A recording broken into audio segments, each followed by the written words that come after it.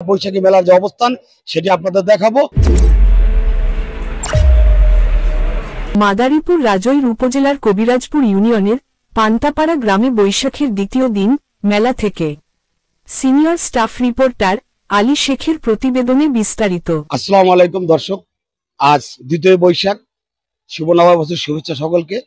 Madaripur Times 24 পক্ষ থেকে সকলকে বৈশাখী শুভেচ্ছা অভিনন্দন।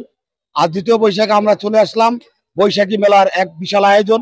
আপনারা দেখতে পাচ্ছেন যে আমরা পান্তাপাড়ায় বৈশাখী মেলার আয়োজনে আছি। আমরা এখনকার পান্তাপাড়া বৈশাখী মেলার যে অবস্থান সেটি আপনাদের দেখাবো।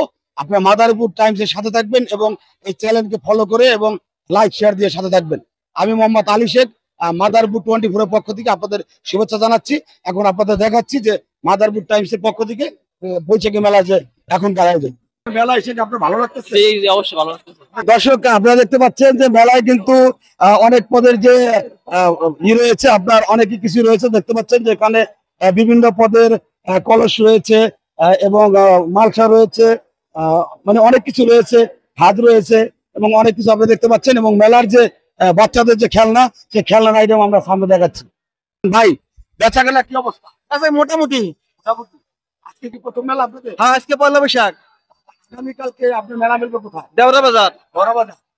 ধন্যবাদ। আপনারা দেখতে পাচ্ছেন যে মেলায় কিন্তু এসে অনেকেই কিন্তু এখানে যে বিভিন্ন ধরনের খেলনার দোকান রয়েছে, দেখতে পাচ্ছেন রয়েছে যে খেলনার দোকান, হরেক রকমের খেলনার দোকান। এখানে বাচ্চাদের যে প্লাস্টিকের যে খেলনা, সেই খেলনার দোকান রয়েছে।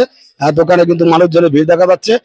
আজকে দ্বিতীয় বৈশাখ, সেই উপলক্ষে কিন্তু মেলার বিশাল আয়োজন করেছে পান্তাপাড়া। আপনারা আসবেন এবং আমাদের লাইভটি শেয়ার করে দিয়ে সবসময় আপনার সাথে থাকবেন। এবং আমরা চাই যে দেশের সব জায়গায় এরকম মেলা আনন্দ হোক, মানুষের একটা বিনোদন হোক।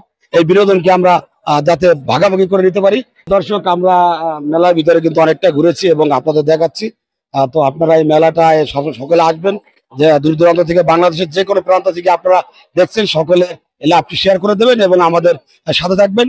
মোহাম্মদ আলী শেখ, মাদারীপুর টাইমস 24 ধন্যবাদ সকলকে।